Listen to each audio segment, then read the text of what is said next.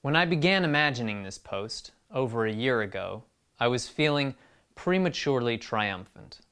This was followed by disappointment, confusion, shame and embarrassment, and today I'm going to do my best to fake objectivity. You're watching Reanderthal.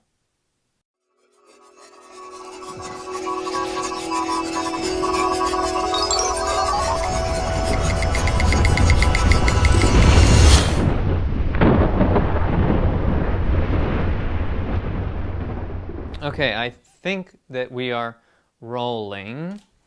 Let me check. We are rolling. This is a story about seborrheic dermatitis.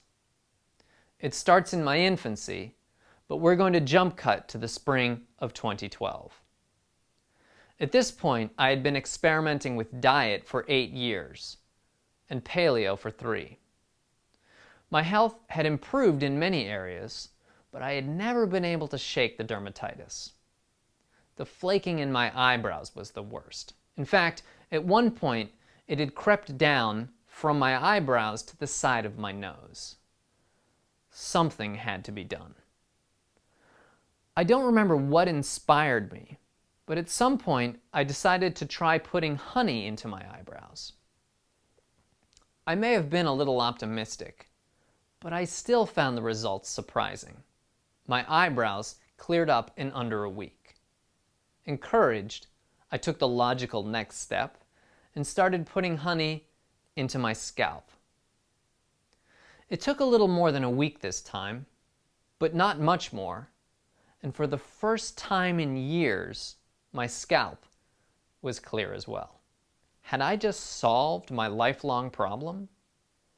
I decided I would continue the treatment daily for 6 weeks to allow my scalp time to heal. Then I would start tapering off the treatments. It was a long, slow, messy process, but I kept myself motivated by writing triumphant blog posts in my head. By the end of the summer, the imaginary blogging had stopped.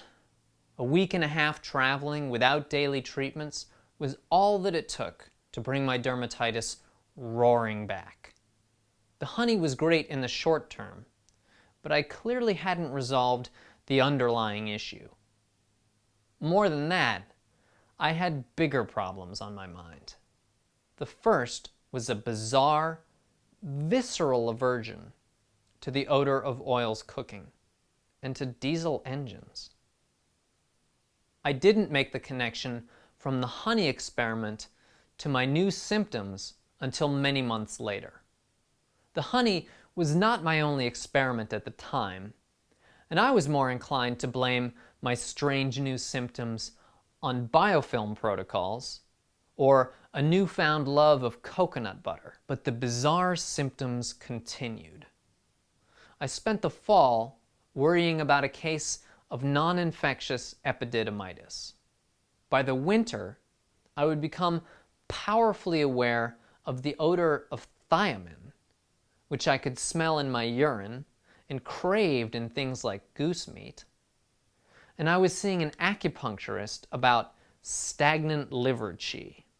I'll probably never know for sure, but my guess is that all of these were at least related to my strange experiment with honey. Okay, here's where I have to step back and give you a little more context. The honey was not the only hair-related experiment I was conducting at the time. Before going paleo in 2009, I spent a few weeks aggressively treating my dandruff with a rotation of shampoos. Then I changed my diet and stopped shampooing altogether. I was going to let my scalp find homeostasis and leave it be. The results were basically neutral. My dandruff didn't improve, but neither did it get worse. My hair was a little oilier for perhaps a week, and then it settled into homeostasis.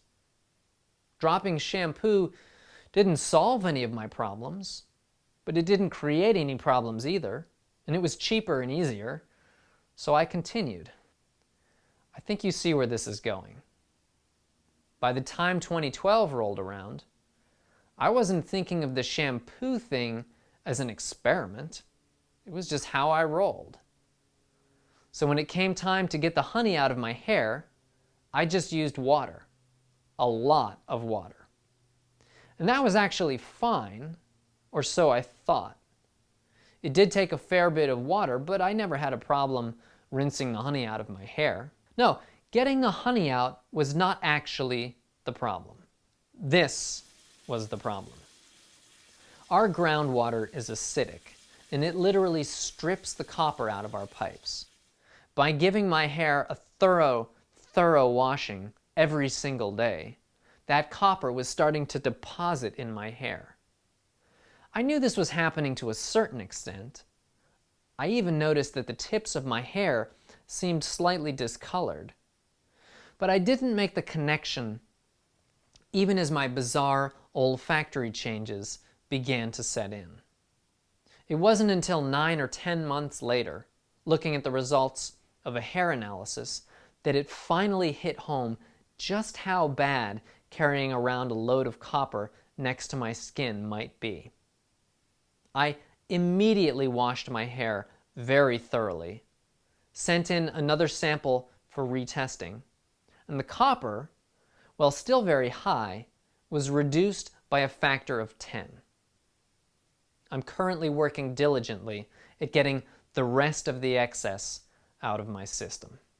This is a situation which I'm sure none of you, dear viewers, are likely to end up in. So why am I sharing this with you? First, because I believe in the importance of truth and vulnerability.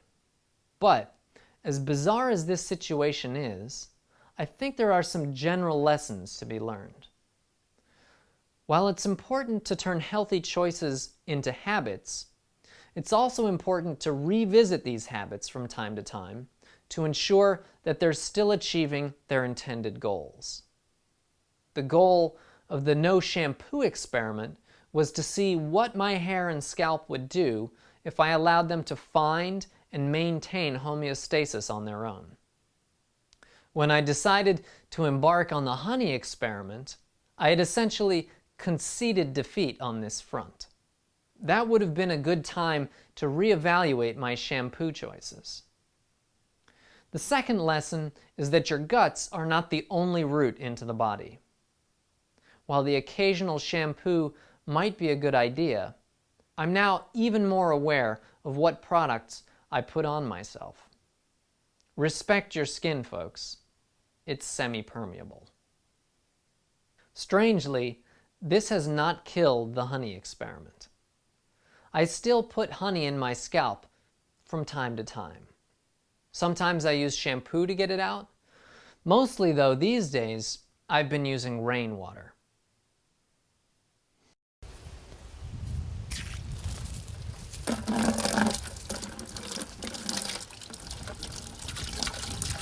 I've eased off the honey experiment, though, for the most obvious reason of all.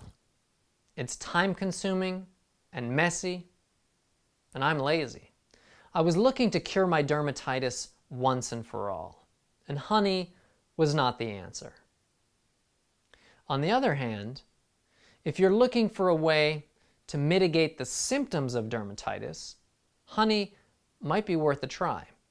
I am still putting honey in my eyebrows daily, followed by a little coconut oil, and it keeps them flake-free. If I miss a few days, the flakes come right back, but 3 or 4 days of treatment will clear them up again. Honey has not been a cure, but it might be something to add to your arsenal. So that's the weirdest shit I've done with my hair. I hope someone out there finds it helpful.